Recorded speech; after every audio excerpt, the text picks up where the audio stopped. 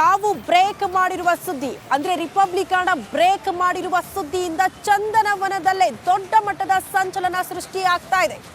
ನಾವು ಬ್ರೇಕ್ ಮಾಡಿರುವ ಸುದ್ದಿಯ ಮೆಗಾ ಫಾಲೋ ಅಪ್ ಅನ್ನು ಕೂಡ ರಿಪಬ್ಲಿಕನ್ ಮಾಡ್ತಾ ಇದೆ. ಇದರಿಂದ ಸ್ಯಾಂಡಲ್ವುಡ್ ಚಂದನವನವೇ ಶೇಕ್ ಆಗ್ತಾ ಇದೆ. ಕಾರಣ ಏನ್ ಬೆಳವಣಿಗೆ ಆಗ್ತಾ ಇದೆ, ಕಂಪ್ಲೀಟ್ ಸ್ಟೋರಿಯ ಡೀಟೇಲ್ಸ್ ಅನ್ನು ನಿಮ್ಮ ಮುಂದೆ ಇಡ್ತಾ ಹೋಗ್ತೀವಿ. ಚಾಲೆಂಜಿಂಗ್ ಸ್ಟಾರ್ಗೆ ಚಾಲೆಂಜ್ ಹಾಕಿದ್ದು ಯಾರು? ಸ್ಯಾಂಡಲ್ವುಡ್ನಲ್ಲಿ ರಿಪಬ್ಲಿಕನ್ನಲ್ಲಿ ಮೆಗಾ ಎಕ್ಸ್ಕ್ಲೂಸಿವ್ ಸ್ಟೋರಿ. ರಿಪಬ್ಲಿಕನ್ ಸುದ್ದಿ ಸ್ಯಾಂಡಲ್ವುಡ್ನಲ್ಲಿ ಟೆನ್ಷನ್ ಅನ್ನು ತಂದಿಟ್ಟಿದೆ. ನಾವು ಬ್ರೇಕ್ ಮಾಡಿದ ಸುದ್ದಿಗೆ ಚಂದನವನವೇ ಶೇಕ್ ಆಗಿದೆ. ಚಾಲೆಂಜಿಂಗ್ ಸ್ಟಾರ್ ದರ್ಶನ್ಗೆ ಚಾಲೆಂಜ್ ಹಾಕಿದ್ದು ಯಾರು? ಸ್ಯಾಂಡಲ್ವುಡ್ನಲ್ಲಿ ರಿಪಬ್ಲಿಕನ್ನಲ್ಲಿ ಮೆಗಾ ಎಕ್ಸ್ಕ್ಲೂಸಿವ್ ಸ್ಟೋರಿ.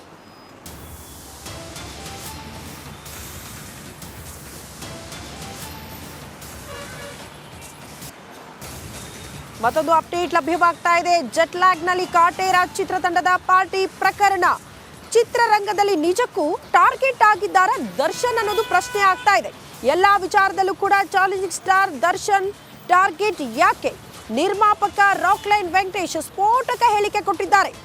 ಅವರು ಯಾರು ಅಂತಾನು ಗೊತ್ತು ಅಂದಿದ್ದಾರೆ ರಾಕ್ಲೈನ್ ವೆಂಕಟೇಶ್. ಚಿತ್ರರಂಗದಲ್ಲಿ ಬಿರುಗಾಳಿ ಎಬ್ಬಿಸುತ್ತಾ ರಾಕ್ಲೈನ್ ಮಾತುಗಳು. ಚಿತ್ರರಂಗದಲ್ಲಿದ್ದವರಿಂದಲೇ ಟಾರ್ಗೆಟ್ ಅನ್ನೋ ರೀತಿಯಲ್ಲಿ ರಾಕ್ಲೈನ್ ವೆಂಕಟೇಶ್ ಅವರು ಹೇಳಿಕೆ ಕೊಟ್ಟಿದ್ದಾರೆ. ಹಾಗಾದ್ರೆ ದರ್ಶನ್ ಅವರನ್ನ ಟಾರ್ಗೆಟ್ ಮಾಡ್ತಾ ಇರೋದು ಯಾರು? ನಿರ್ಮಾಪಕ ರಾಕ್ಲೈನ್ ವೆಂಕಟೇಶ್ ಕೊಟ್ಟಿರುವಂತಹ ಸ್ಟೇಟ್ಮೆಂಟ್ ಇಂದ ಚಂದನವನದಲ್ಲಿ ಬೇರೆ ರೀತಿಯ ಸಂದೇಶವನ್ನ ನೀಡ್ತಾ ಇದೆಯಾ ಈ ಬೆಳವಣಿಗೆ ಅನ್ನೋದು ಕೂಡ ಪ್ರಶ್ನೆ ಆಗ್ತಾ ಇದೆ.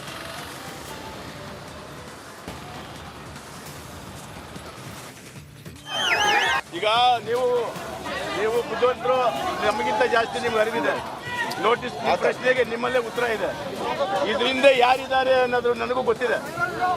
ಒಬ್ಬ ದರ್ಶನ್ ಅನ್ನೋರನ್ನ ಒಂದು ಚಿತ್ರ ಹಿಟ್ಟಾಗಿದ್ದ ತಕ್ಷಣ ಒಂದು ಚಿತ್ರ ಈ ನಮ್ಮ ರಾಜ್ಯದಲ್ಲಿ ದೊಡ್ಡ ಸಕ್ಸಸ್ ಆಗಿದ್ದಕ್ಕೆ ಆ ಒಂದು ಹೆಸರಿಗೆ ಮಸಿ ಬಳಿಬೇಕು ಅಂತ ಯಾರ್ಯಾರು ಏನೇನು ಮಾಡ್ತಾರೋ ನನಗೆ ಗೊತ್ತಿದೆ.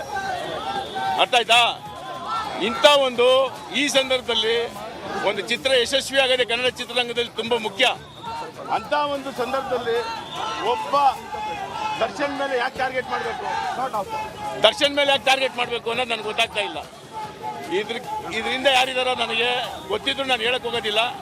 ದಯವಿಟ್ಟು ಇದನ್ನ ಇಲ್ಲಿಗೆ ಬಗ್ಗೆ ಮತ್ತಷ್ಟು ಡೀಟೇಲ್ಸ್ ಅನ್ನ ಕೊಡ್ತಾ ಹೋಗ್ತಾರೆ ನಮ್ಮ ಪ್ರತಿನಿಧಿ ಮಾದೇಶ್. ನೇರ ಸಂಪರ್ಕದಲ್ಲಿ ಜಾಯಿನ್ ಆಗ್ತಿದ್ದಾರೆ. ಮಾದೇಶ್, ರಿಪಬ್ಲಿಕನ್ ಸುದ್ದಿ ಬ್ರೇಕ್ ಮಾಡ್ತು, ಮೆಗಾ ಫಾಲೋ ಅಪ್ ಕೂಡ ಆಗ್ತಾ ಇದೆ. ನಿನ್ನೆ ಸ್ಟಾರ್ ನಟರೆಲ್ಲ ವಿಚಾರಣೆಗೆ ಹಾಜರಾದ್ರು. ಈ ಸಂದರ್ಭದಲ್ಲಿ ರಾಕ್ಲೈನ್ ವೆಂಕಟೇಶ್ ಅವರು ಒಂದು ಸ್ಫೋಟಕ ಮಾಹಿತಿ ಕೊಡ್ತಾರೆ. ದರ್ಶನ್ ಅವ್ರನ್ನೇ ಟಾರ್ಗೆಟ್ ಮಾಡ್ತಿದ್ದಾರೆ, ಯಾರು ಮಾಡ್ತಿದ್ದಾರೆ ಅನ್ನೋದು ಗೊತ್ತು ಅನ್ನುವಂತಹ ವಿಚಾರ ಸ್ಯಾಂಡಲ್ವುಡ್ ನಲ್ಲಿ ದೊಡ್ಡ ಮಟ್ಟದ ಚರ್ಚೆಗೆ ಕಾರಣ ಆಗ್ತಾ ಇದೆ. ಏನ್ ಬೆಳವಣಿಗೆ ಆಗ್ತಾ ಇದೆ, ಯಾಕೆ ಈ ಮಾತುಗಳನ್ನಾಡಿದ್ರು ಪ್ರಶ್ನೆ ಆಗ್ತಾ ಇದೆ. ಮಾದೇಶ್,